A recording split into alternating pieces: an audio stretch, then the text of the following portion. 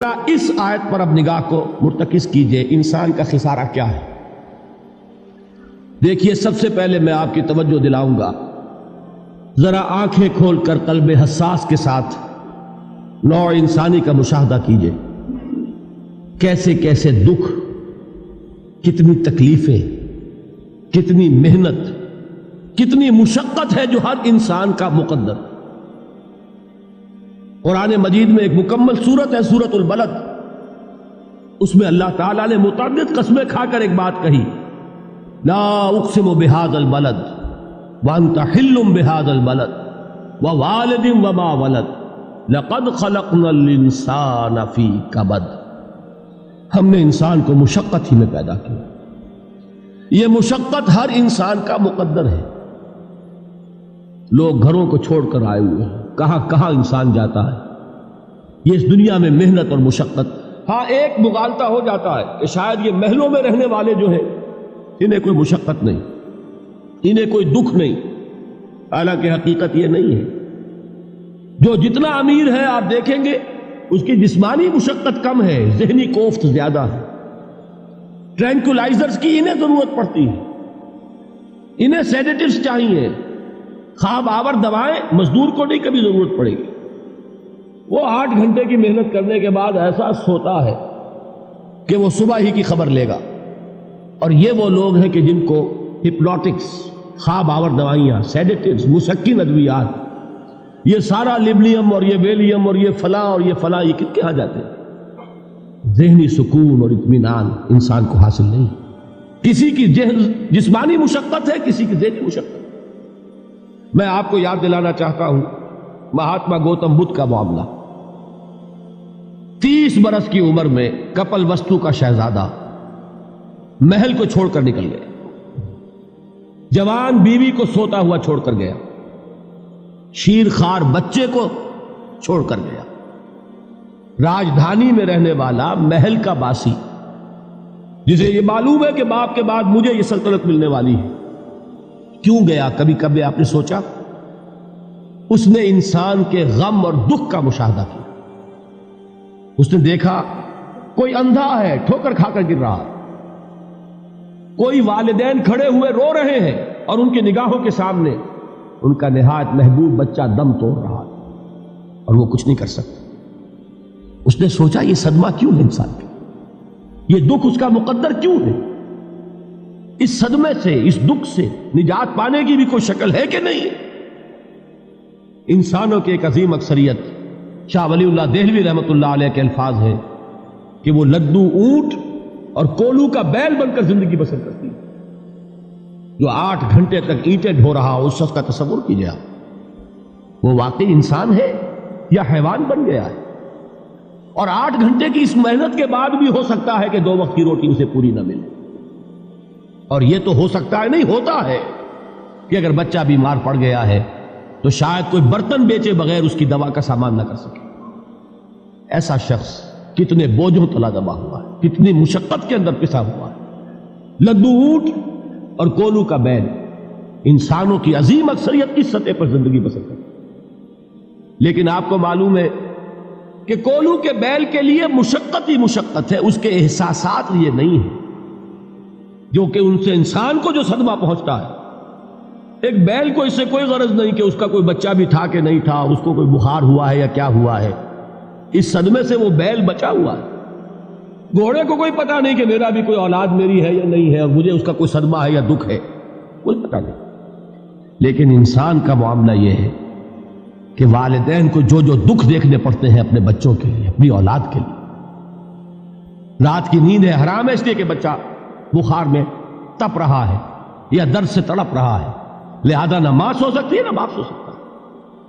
میں نے ایک موقع پر دیکھا، لاہور میں کیروسین آئل، اس زمانے میں ابھی سوئی گیس نہیں آئی تھی اور اکثر و بیشتر جو ہے یہی مٹی کا تیل جو ہے ایندھن کے طور پر استعمال ہوتا تھا، اس کی شارٹیج ہو گئی تھی۔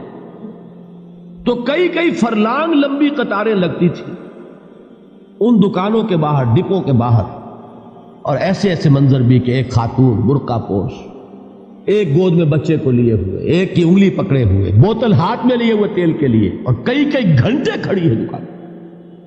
یہ مشقت انسان جھیلتا ہے کہ نہیں؟ غالب نے اس کا نقشہ کھینچا ہے کہ رنج سے خوگر ہوا انسان تو مٹ جاتا ہے رنج. مشکلیں اتنی پڑی مجھ پر کہ آسان ہو گئی. ہم بھول جاتے ہیں، ورنہ واقعہ یہ کہ قلب حساس ہو اگر، اور قید حیات و بند غم اصل میں دونوں ایک ہیں. موت سے پہلے آدمی غم سے نجات پائے کیوں؟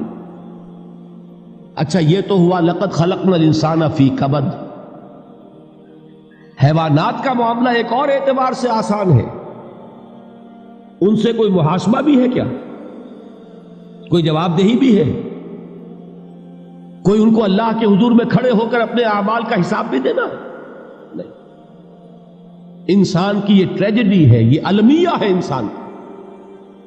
اس کو بھی قرآن مجید کی ایک سورت میں قسمیں کھا کر اذا السماء انشقت، اس کے بعد کیا فرمایا؟ یا ایھا الانسان انک کادح الی ربک کدحا فملاقیہ. اے انسان، تیرا المیہ، تیری ٹریجڈی اس سے کہیں بڑھ کر ہے. تجھے صدمے پر صدمے جھیلتے ہوئے، مشقت پر مشقت برداشت کرتے ہوئے ایک روز اپنے رب کے حضور میں بھی کھڑا ہوگا، جواب دہی بھی کرنی. اس دن کے حساب سے، اس دن کے احساس سے جو بڑے بڑے ہماری امت کے عظیم جو گلے سرسبد ہیں، ان کا یہ حال آپ نے پڑھا ہوگا. حضرت ابوبکر صدیق رضی اللہ تعالی عنہ وہ ایک عجیب کیف کے عالم میں فرمایا کرتے تھے، کاش میں درختوں پر چہچہاتی ہوئی چڑیا ہوتا جس سے حساب کتاب نہیں ہوگا. کاش کہ میں گھاس کا تنکا ہوتا جو آج ہے اور کل آگ میں جلا دیا جاتا، ختم ہو جاتا، اس سے محاسبہ کوئی نہیں.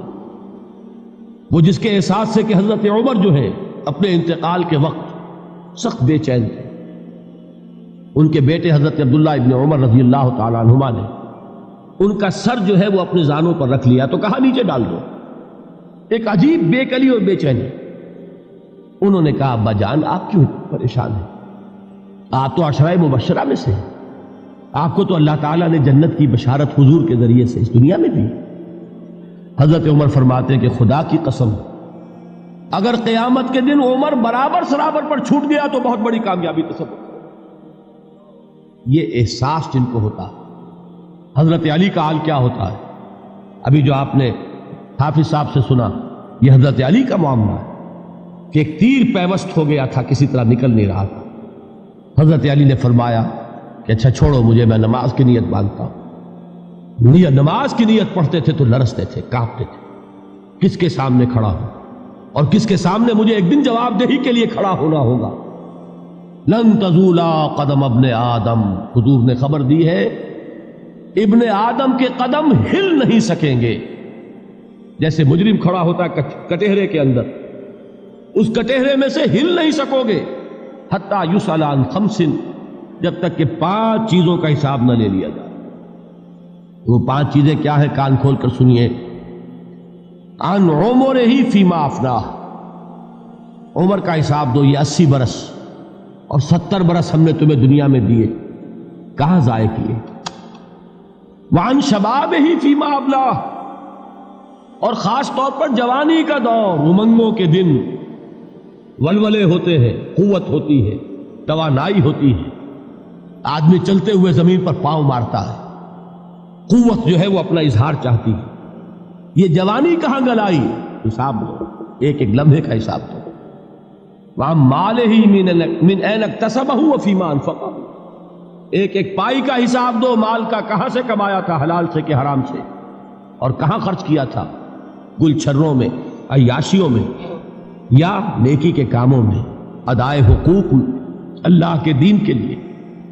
4 سوال ہو گئے. 2 زندگی کے بارے میں، ایک زندگی پوری بحیثیت مجموعی کہاں کس کام میں لگائی، اور خاص طور پر شباب کا دور کہاں لگایا. 2 سوال مال کے بارے میں، کمایا کہاں سے، حلال سے کہ حرام سے، جائز سے کہ ناجائز سے، خرچ کہاں کیا. اور آخری سوال وعما عمل فیما علم، جو علم حاصل کیا تھا اس میں عمل کتنا کیا. علم کے انبار لگاتے چلے گئے اور عمل کے آغاز کی بھی نوبت نہ آئی. یہ علم جو ہے یہ اس روز سب سے بڑا وبال بن جائے گا. انسان اتنا علم اور عمل کچھ نہیں، بجائے کہ کریڈٹ کا ذریعہ بنے یہ الٹا ڈیبٹ کا کھاتہ بن جائے. یہ جواب دہی کا احساس ہے کہ جس کی وجہ سے انسان کی ٹریجڈی جو ہے وہ دوہری ہے. کوئی حیوان اتنے بوجھ تلے نہیں. مشقت کی، محنت کی، اس زندگی میں ختم ہوئے، اس کے بعد کوئی محاسبہ نہیں.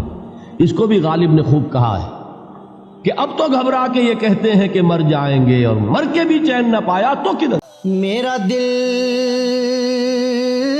برماہی نہیں آیا،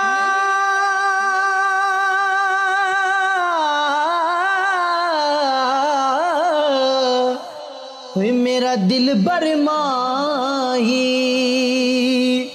ایویں بولنا جھوٹے آکاں، تو جھوٹا تیرے اوے بول وچ جھوٹے، تینو تاڑی مار اڑا، تو جھوٹا تیرے بول وچ جھوٹے.